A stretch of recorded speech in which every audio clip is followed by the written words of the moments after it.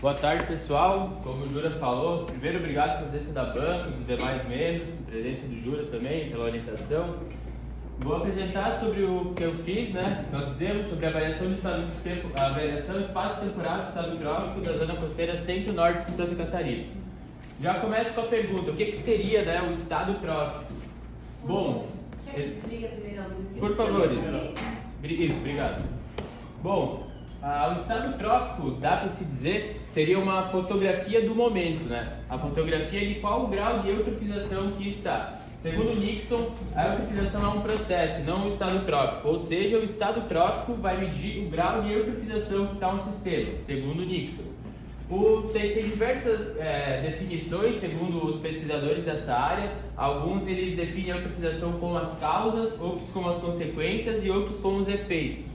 Então é bem amplo, não tem algo cravado assim, eutrofização é X. É bem amplo a definição. Mas eu gosto pessoalmente da definição que usa as causas, os efeitos e as consequências, que mesclam um pouco de tudo.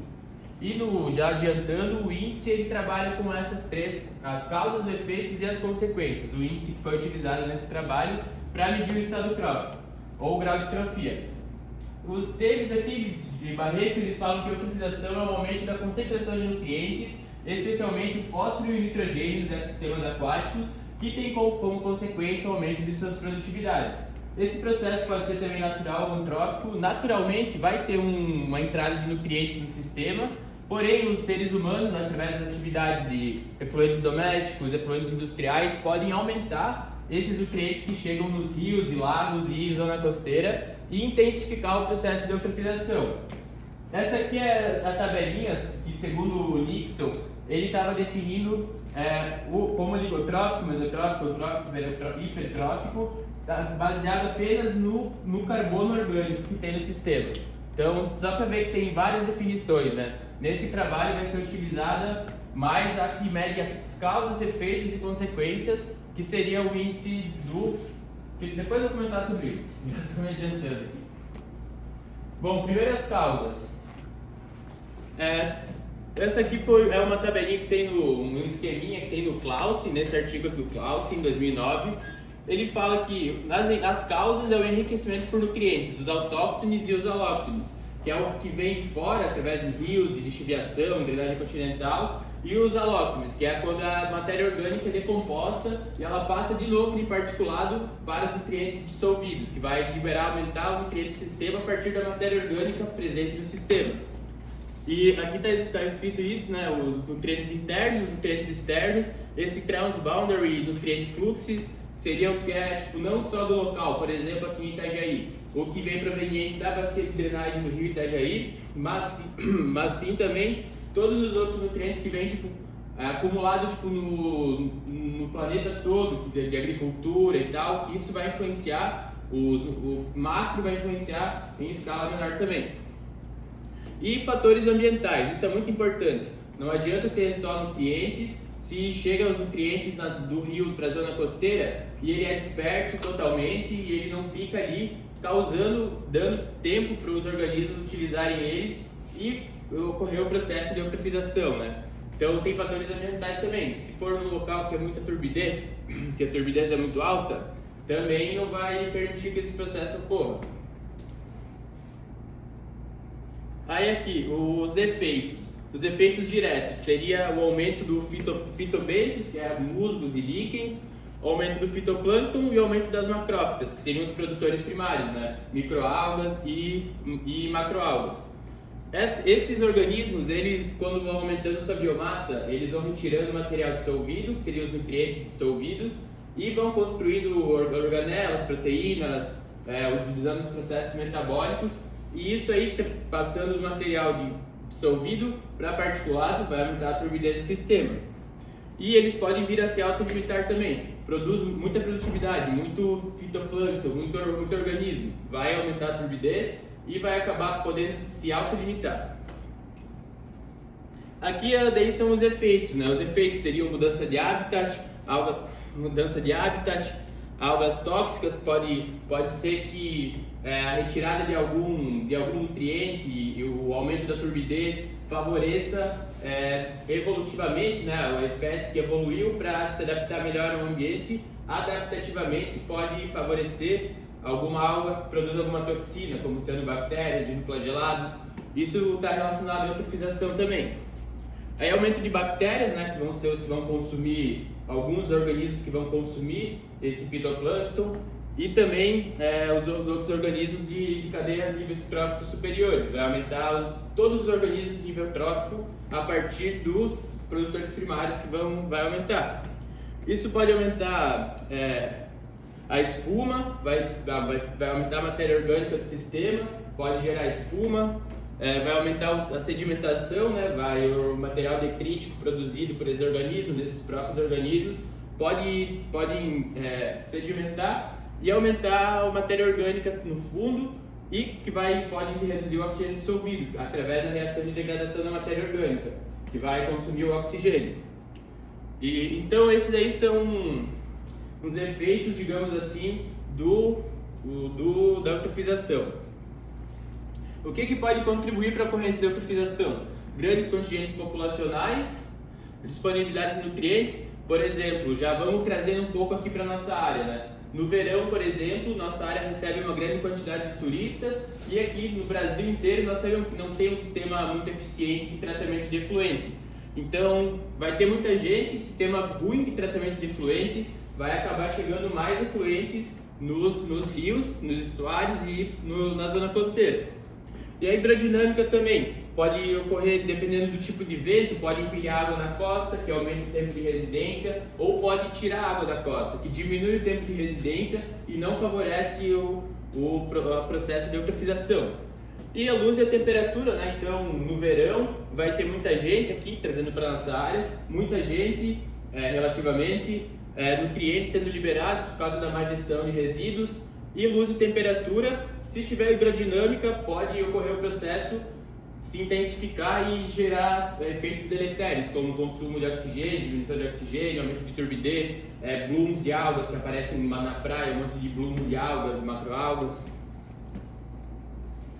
Também o que vai influenciar os fatores ambientais? Pluviosidade e drenagem continental, a chuva que vai cair na bacia vai lixiviar o solo, vai lavar, né, a matéria orgânica tá ali, vai tudo para o rio, além de outros compostos, e isso pode chegar na zona costeira e influenciar a produtividade. Aqui é uma foto que foi tirada aqui no estuário do rio Itajaí, dá para ver, né, quando a vazão estava bem alta, dá para ver que ficou uma película assim, né, bem grossa. Aqui também, quando o navio passa, isso aqui é o efeito de borda de pluma, que se chama, que o material do rio ele vai influenciar na produtividade, porém não especificamente aqui, por causa que a turbidez é alta, mas embaixo daí já fica bem verde a água, por causa que vai ter nutrientes, a turbidez menor vai proliferar o fitoplâncton. E a estratificação também aumenta o tempo de residência, né? Esse ambiente fica estratificado, diminui a difusão do oxigênio produzido em superfície para o fundo, e isso vai aumentar o consumo de oxigênio e não vai ser reposto. Então isso também vai intensificar o processo. A estratificação e os ventos também, por exemplo, lá em Cabo Frio, que ocorre bastante esse processo de ressurgência. O vento tira a água superficial, dando espaço para a água de baixo, da água de fundo, e a água de fundo ela não tem tanta produção não vai ter tanta produtividade primária, não vai ter tanto consumo de nutrientes, vai ter uma carga maior de nutrientes nas águas de fundo. Quando a água de superfície é retirada, ela aflora, vai encontrar um ambiente com baixa turbidez, mais nutrientes e vai influenciar na proliferação de fitoplâncton. Tomar uma aguinha. Estou falando muito rápido, pessoal? Pode diminuir um pouquinho, Vitor. Beleza. Bom, e não é só coisa ruim, né, que tem a eutrofização. No início, o processo ele pode influenciar na produtividade tanto dos níveis tróficos inferiores quanto dos superiores. E isso, para a pesca, dando um exemplo, vai ser bom. Vai aumentar a quantidade de peixes, por exemplo, do local. Então, em algum grau, isso é bom. Quando não vai afetar o oxigênio, por exemplo, ou ter uma turbidez tão alta, pode ser bom para o ambiente. Não é só ponto negativo. Mas os malefícios é o que eu já estava comentando, né? Só para reforçar. Vai ter a transformação dos nutrientes orgânicos dissolvidos, em matéria orgânica, ou seja, vai tirar o material dissolvido e liberar material particulado, que vai aumentar a turbidez.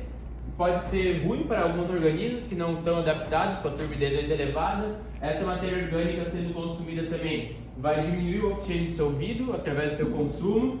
Pode ser ruim também para pesca, né? Então tem um lado bom e um lado ruim sempre. Pode ter mortalidade dos níveis tróficos superiores, prejuízo para o turismo e para a pesca, que fica feio, né? Água assim com espuma muito verde, ou até uma maré vermelha, por exemplo, pode ocorrer toxinas.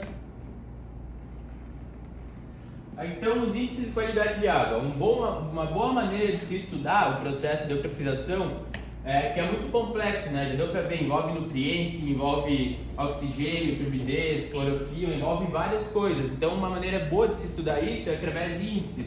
Vão fazer uma conta, né? Uma matemática com alguns desses parâmetros que vai resultar num número, e esse número pode ser classificado. Por exemplo, o Nixon lá ele classificou só como carbono. Já esses aqui são um pouco diferentes. Fala um pouco sobre eles. Existem os para ambientes lênticos, para rios e reservatórios, por causa muito da hidrodinâmica, da concentração de nutrientes, né, que é diferente em águas continentais e águas costeiras. Então tem que ter um índice diferente para avaliar cada local. Tem um índice de Oboro também, que eu não botei aqui, mas ele é um índice que usa só o pH e o oxigênio, se não me engano, para medir a eutrofização, que ele está focando mais nas consequências, né, digamos, o pH e o oxigênio. E o índice que foi utilizado no trabalho é o índice de estado trófico, que foi proposto pelo Vollenweider, o TRIX, e ele foi feito para águas costeiras, foi desenvolvido lá para o mar da Itália, e eu vou falar mais sobre ele depois. Os pontos positivos de usar o índice, como eu falei, que ele vai compilar diversos parâmetros em um número só, que vai ser classificado. E os pontos negativos é que, por exemplo, pode ser que todas as variáveis que vão para o cálculo do índice estejam ruins, estejam em desacordo com a legislação, por exemplo. Mas quando você compila todos num número, ele vai dar um número bom, vamos dizer. Pode ser que isso aconteça. Ou o contrário, quando todas as variáveis que vão no índice, elas estão abaixo do valor permitido, estão ótimas segundo a legislação. Porém, quando você compila elas e forma um índice, elas podem dar como se estivesse ruim. Então tem que avaliar os índices junto com as demais variáveis para entender melhor o que está acontecendo no ambiente. Dito isso, o objetivo geral é avaliar o estado trófico da zona costeira do litoral centro-norte de Santa Catarina e os processos relacionados. Os objetivos específicos: avaliar a variação no espaço temporal do estado trófico do litoral da zona costeira do litoral centro-norte de Santa Catarina, avaliar os principais indicadores de qualidade de água que foram responsáveis pela variação do estado trófico e avaliar os processos relacionados à variação do estado trófico. A metodologia. Bom, foram feitas coletas mensais, aqui do ponto 1 até o ponto 10, todos os meses, quase todos os meses, de Barra Velha, que é Barra Velha, até aqui Porto Belo, no último ponto. E no superfície fundo, todos os meses são coletados superfície fundo em isóbatas de 15 metros de profundidade, entre dezembro de 21 e abril de 24. Bom, primeiro na saída de campo, pega lá o barquinho, a lancha, com essa sonda multiparamétrica, vai lá nos pontos amostrais, faz um perfil vertical com essa sonda multiparamétrica, pega os dados de salinidade, temperatura, turbidez, pH e oxigênio. Depois, para transformar o dado do perfil para utilizar dado de superfície fundo, aí é feito lá a limpeza dos dados, daí é escolhido o mais de cima, o mais de superfície e o mais de fundo. Também no mesmo local, no mesmo ponto amostral, com a garrafa de Minsky, são coletadas alíquotas de água, que são trazidas para o laboratório em frascos de polietileno, lavados, todo o processo lá do laboratório, que eles são foscos para não entrar a luz, para não penetrar a luz, e porque isso podia afetar, fazendo fotossíntese e mudar os parâmetros até chegar no laboratório. Então é botado em caixa de isopor com gelo e trazido para o laboratório. Aí no laboratório nós filtramos para clorofila, COP e NPS, COP carbono orgânico particulado, NPS material particulado de suspensão. Então são realizadas 3 filtrações, os filtros de 0,45 micrômetros, que segundo a literatura, né, do clássico, isso já é clássico. O que fica retido no filtro acima de 0,45 micrômetros é o material particulado. O que passa pelo filtro é material dissolvido. Então vai ser separado o material particulado do material dissolvido. Aí os filtros são pesados antes e depois, aí nós estimamos a clorofila com extração também. Mas aí estimamos o material particulado de suspensão pesando antes e depois. O POP também tem que fazer umas reações lá para estimar. Aqui são os frascos que são utilizados para análises colorimétricas. Essa aqui é de nitrito ou nitrato, que a base colorimétrica é a mesma. Mas aí, pela intensidade da cor, são adicionados reagentes que vão formar um complexo colorido. Esse complexo vai ser medido por esse equipamento, espectrofotômetro. Baseado na intensidade da cor, ele vai nos dar a concentração, com uma reta de calibração, vai nos dar a concentração de cada nutriente. Aqui estão os métodos, né? Segundo o Standard Methods, cada nutriente, qual que é o método que é utilizado para a sua definição. Os demais dados de vazão foi retirado do site HigroWeb, com esse código aqui. A da pluviosidade foi retirado os dados da Estação Meteorológica da Univale. Os gráficos, tabelas e estatística foram todos feitos no Excel e no PEST. Os testes estatísticos, tudo no PEST.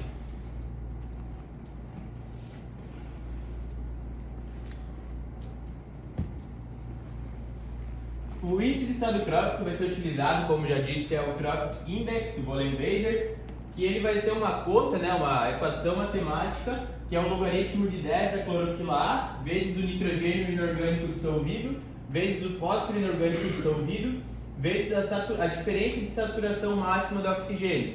A água do mar, a saturação dela, de oxigênio, a solubilidade do oxigênio depende da temperatura e da salinidade. Quanto maior a temperatura e maior a salinidade, menor a solubilidade do oxigênio.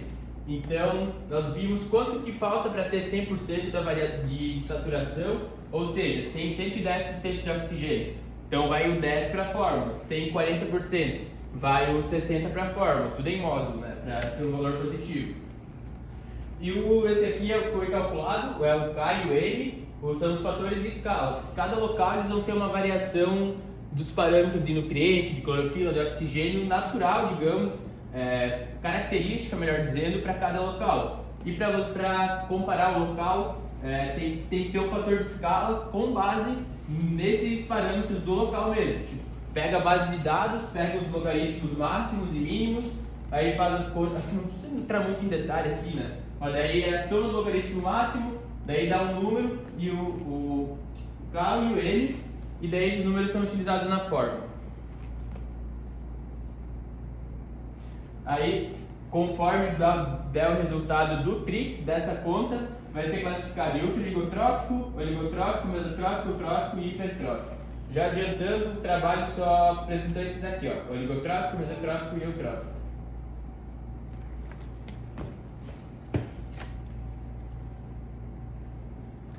Acabou a bateria.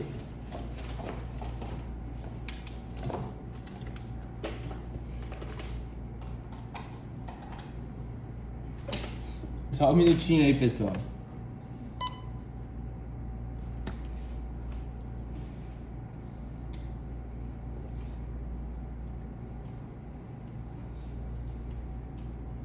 Continuar. Tá, vamos lá então.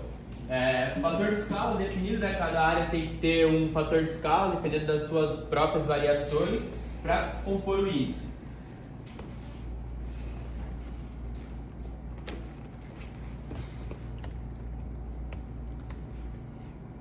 Aí. Bom, então agora vamos finalmente para os resultados de discussão. Eu trouxe esses gráficos aqui, são gráficos tipo box plot. Nesse quadradinho aqui, no retângulo, né, estão contidas 50% das amostras. Cada um desses é um ponto amostral, um superfície, um fundo, dois superfície, dois fundo, assim sucessivamente. E são os mínimos aqui, os máximos, e o risquinho do meio é a mediana. Eu trouxe esses gráficos para demonstrar que, como já sabe, né, na oceanografia, a superfície e o fundo ocorrem processos diferentes neles, os nutrientes, tudo, eles vão ter uma faixa, a maioria das vezes, vão ter uma faixa de concentração diferente, os processos que ocorrem neles vão ser diferentes.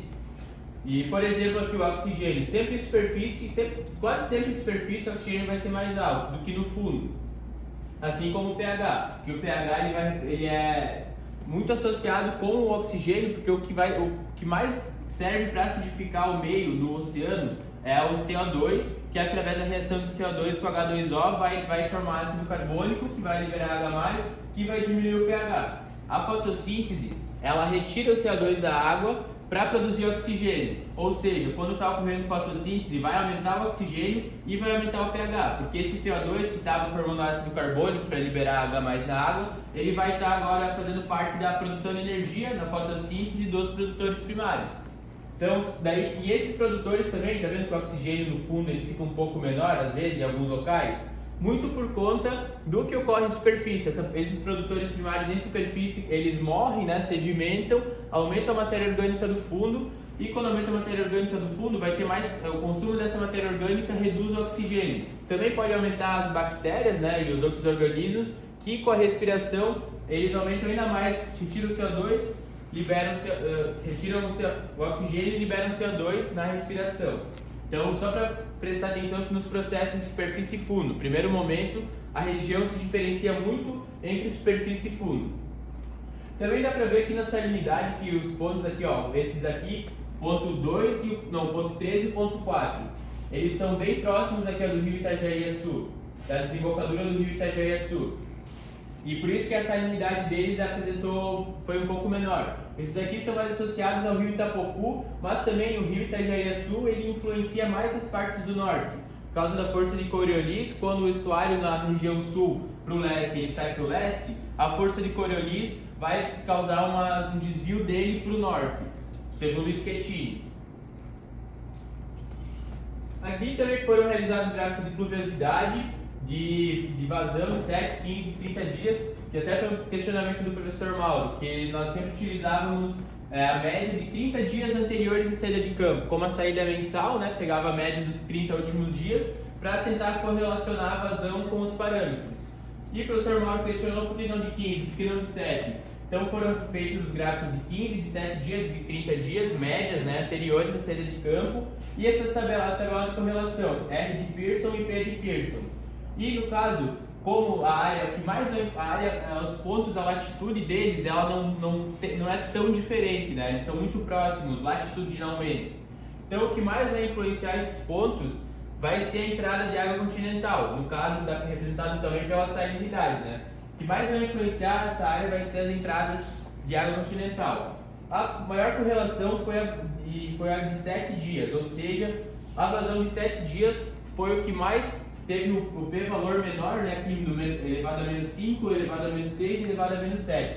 Então foi o mais correlacionado, o que mais explicou a salinidade foi a vazão de 7 dias, em detrimento da de 15 e da de 30. Então foi utilizado essa vazão de 7 dias para comparar com os demais parâmetros para tentar explicar eles ao longo da variação temporal. A pluviosidade também tem um artigo do Prudêncio que ele cita que as maiores chuvas ocorrem entre janeiro e março, aqui na região centro-norte de Santa Catarina, e a nossa análise confirmou essa tendência, né, mais ou menos.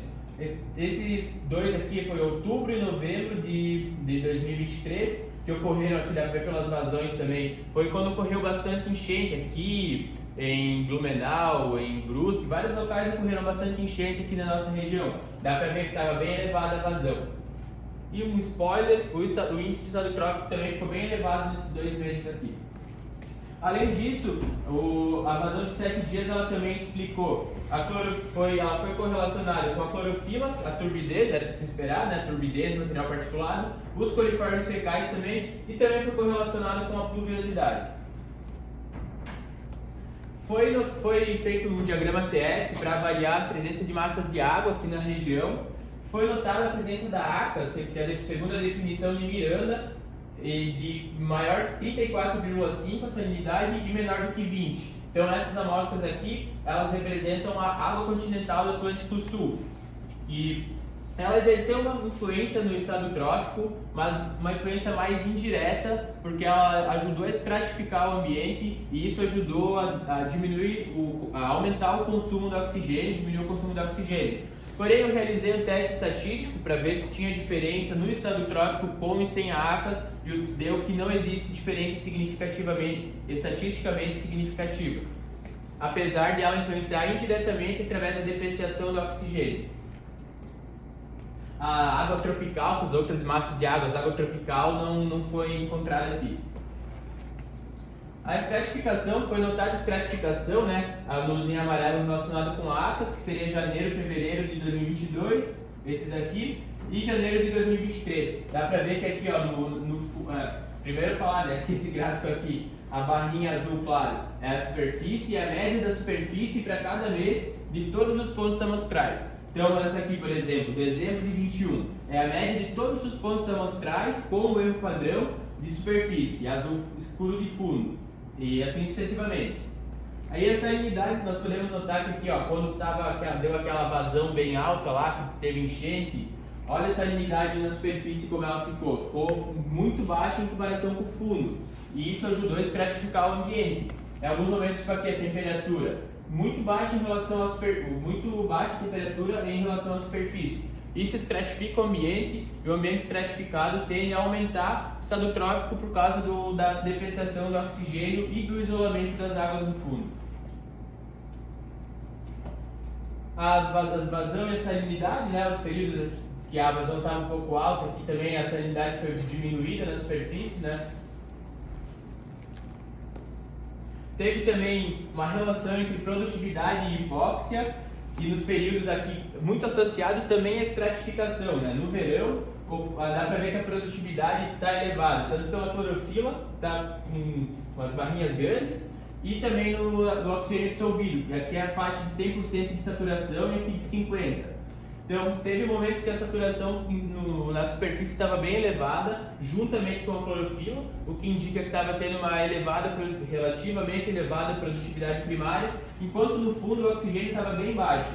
O que pode explicar isso é a estratificação, que os produtores primários de superfície eles vão sedimentando quando morrem, aumentam a matéria orgânica no fundo. Essa matéria orgânica no fundo, quando ela é decomposta, ela consome o oxigênio dissolvido. Somado à estratificação, que vai diminuir a difusão do oxigênio produzido em superfície para o fundo, vai causar o caos perfeito para a depreciação do oxigênio no fundo, gerando quadros de hipóxia, que é preocupante já, né? Olha a diferença de oxigênio em superfície e fundo.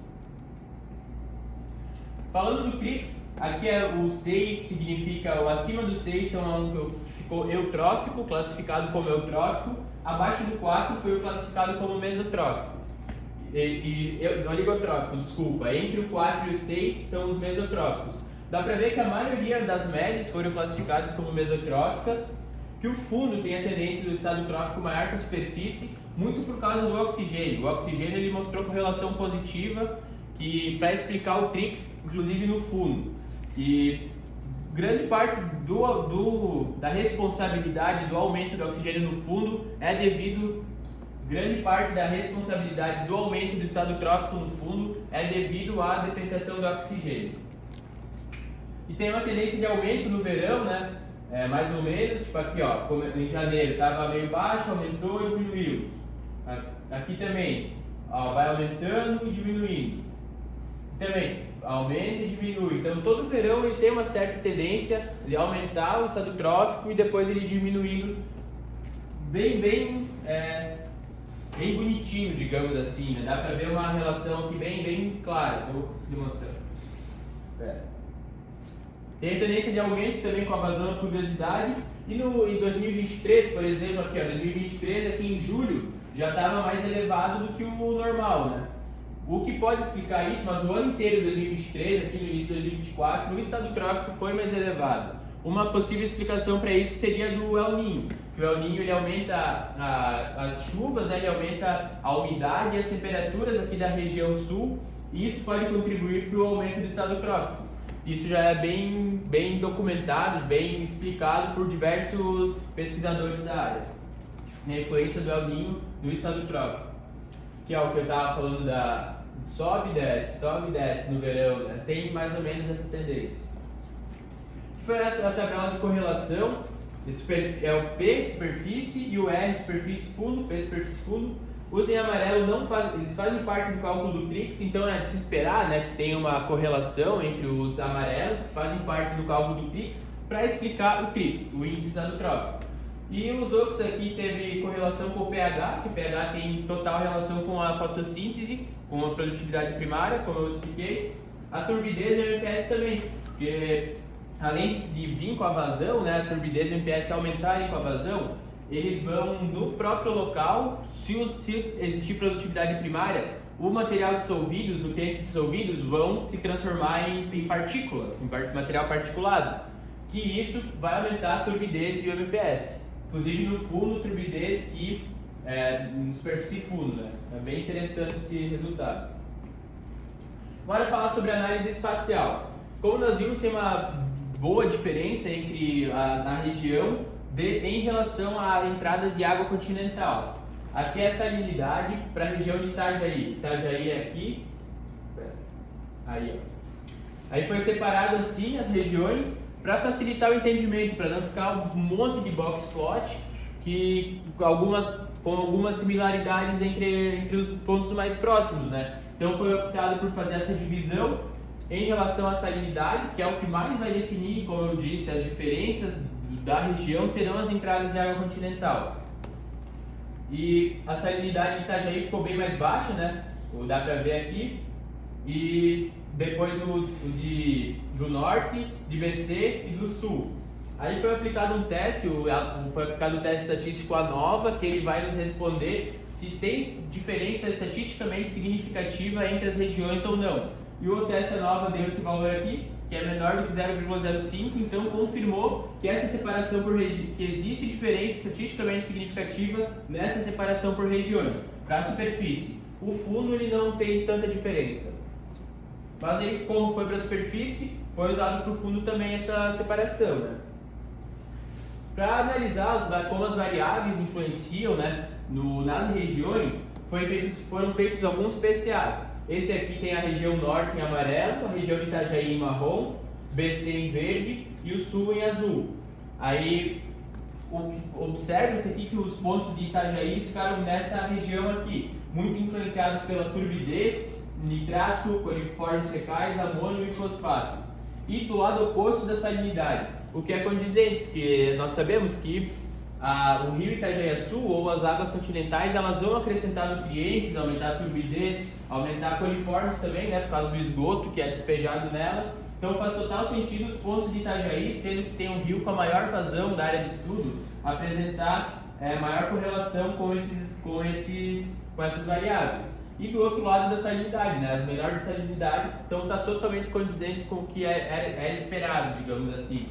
E também os pontos de balneários mais em verde, eles tiveram a tendência de ficar mais agrupados nessa região, mais associados ao oxigênio e à clorofila, que é indicativo de que nesses pontos amostrais, na região de balneário, ocorre uma maior produtividade relativa dentro da área de estudo.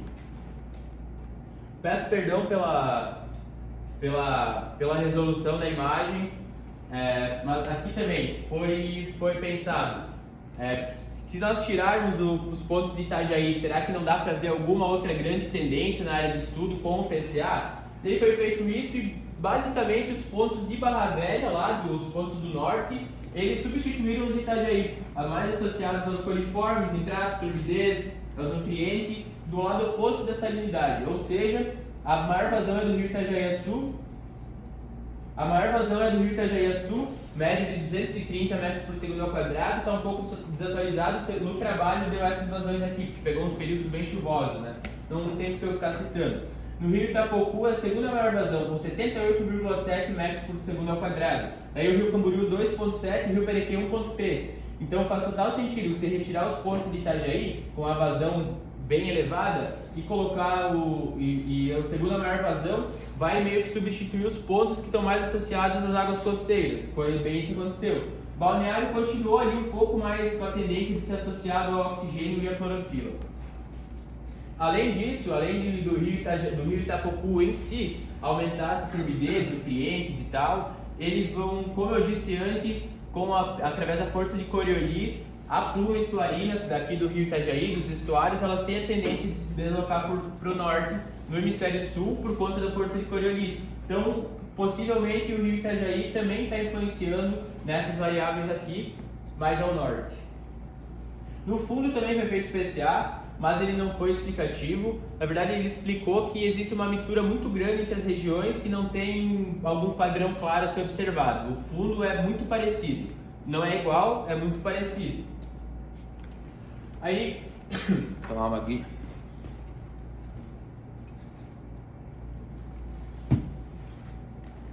Já tinha demonstrado esse gráfico da salinidade. Dá para ver novamente que vimos no PCA, né? Salinidade mais baixa nos pontos de Itajaí, a turbidez mais elevada e o nitrato mais elevado. O nitrato, os nutrientes em si, eles estão muito associados a entradas terrígenas, a entradas de lixiviação continental, drenagem continental. Então, ele é esperado ser mais alto em pontos associados ao rio Itajaí, que é o maior rio com maior vazão aqui. Então, era condizente com o que é lido, né? Que ele tem apresenta maior concentração de nitrato. O fundo dá para ver que não tem grandes diferenças, né, entre as regiões. Então podemos ver de novo a grande influência que a pluma do estuário, que o rio Itajaí exerce na área de estudo. Também, outra coisa que foi vista no PCA foi a tendência de balneário apresentar maior produtividade, o que é confirmado por esses box plots. O oxigênio dissolvido em balneário foi o mais elevado, assim como a clorofila, e o DBO também. Oxigênio elevado, clorofila elevado, produtividade primária. DBO elevado, matéria orgânica. Ou seja, está tendo uma produtividade que está gerando matéria orgânica. Inclusive, no fundo, o oxigênio de balneário foi um pouco menor, que é indicativo de que a produtividade do fundo, o material particulado da superfície, influencia no fundo e ele vai ser consumido, reduzindo o oxigênio dissolvido dessa região. Aqui também dá para ver que foi um pouquinho mais alto, né, o DBO de balneário no fundo, também por esse mesmo motivo. Aí entrando no índice. O índice do total, 278 amostras foram mesotróficas, 85 eutróficas e 49 oligotróficas. Em superfície, 89 mesotróficas, 27 eutróficas e 32 oligotróficas. No fundo, 101 mesotróficas, 44 eutróficas e 1 oligotrófica. Como já foi visto antes, o fundo ele tem a tendência de ter amostras mais com o estado trófico mais elevado do que a superfície. Aqui é o índice, né, do box plots do índice para cada região. Os de Itajaí e Balneário ficaram um pouco mais elevados do que os demais. Dá para ver até pelas médias, que é da superfície. Na superfície, no norte a média ficou 4,64, no sul 4,69, em Itajaí 5,23, em BC 5,24. Ficou bem parecido, né? Tanto o norte quanto o sul, quanto o BC como Itajaí. BC e Itajaí mais elevado, mas a média ficou parecida. Aí foi realizado o teste de Tuckey, que ele vai ver qual a correlação das áreas umas com as outras. No caso seria esse aqui. Os valores abaixo de 0,05 significa que tem correlação estatística, que tem diferença, na verdade. Então, o norte de Itajaí ficou menor que 0,05, tem diferença estatisticamente significativa entre as regiões do norte e de Itajaí, do norte e BC, e do sul Itajaí e o sul IBC. O norte e o sul não tiveram diferença estatisticamente significativa, assim como Itajaí e BC, sendo que Itajaí e BC foram mais elevados. E o índice aqui de balneário, no fundo, ficou um pouquinho mais elevado, né, que os demais. Aí foi aplicado um teste também para meses quentes e meses frios, para observar se tem diferença estatisticamente significativa entre os meses quentes e os meses frios. E no caso, o único que foi realizado um teste de T-Student para essa finalidade. E o único que deu diferença significativa foi o ponto 6, que é lá de balneário, que a média no verão, nos meses quentes, foi 5,68, nos meses frios 4,68. Aí foi realizado um box plot para ver que podia se tirar de a mais, né, desse ponto 6. Em vermelho são os meses quentes, de dezembro a março, e os meses frios de abril a novembro. Aí os pontos dos meses quentes têm uma tendência de ficar mais associados à clorofila, ao oxigênio e ao DBO, como nós tínhamos visto antes. Lá em balneário apresentou maior essas variáveis. E nos pontos frios tem uma tendência de ficar mais associado aos nutrientes e a salinidade mais alta. Ou seja, nós podemos ver que dá para se dizer que tem nutrientes durante o ano, porém no inverno, nos meses frios, eles não vão ser tão utilizados para formar clorofila, oxigênio e matéria orgânica quanto no verão. Então dá para se dizer que no verão é tempestade perfeita.